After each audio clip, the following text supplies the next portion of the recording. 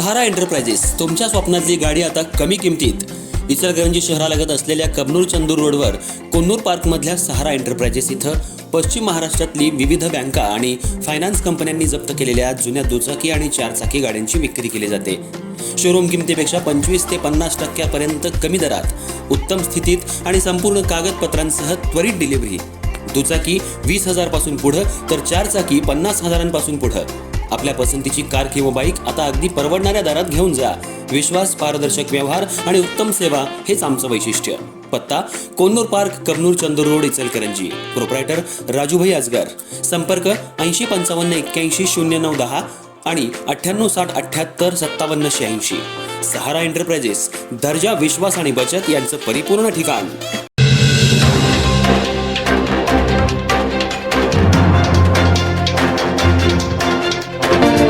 इचलकरंजी शहरातील सांगली नाका परिसरात राजीव गांधी नगर इथं असलेल्या गुरुमाऊली वेअरहाऊस या सुताच्या गोडाऊनला मध्यरात्री भीषण आग लागून सुमारे 4 ते 5 कोटी रुपयांचं नुकसान झाल्याची घटना घडली आहे.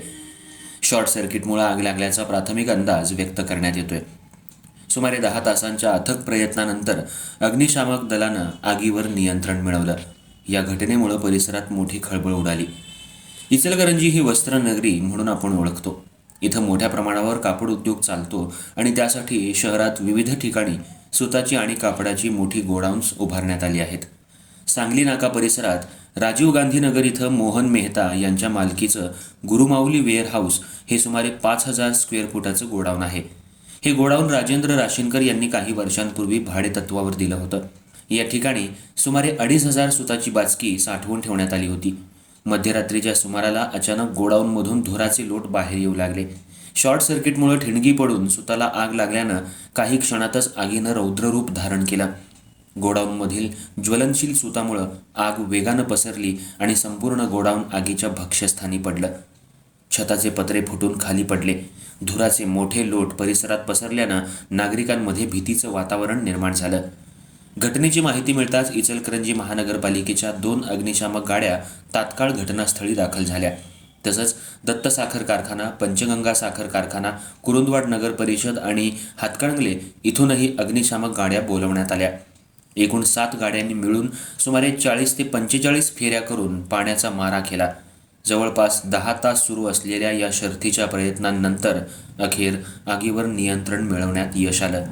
या आगीत सुमारे 2,500 सुताची बाचकी पूर्णपणे जळून खाक झाली. अंदाजे 4 ते 5 कोटी रुपयांचं आर्थिक नुकसान झालं असल्याचं सांगण्यात येते. गोडाऊन पूर्णपणे भस्मसात झालं असून इमारतीला तडे गेलेत.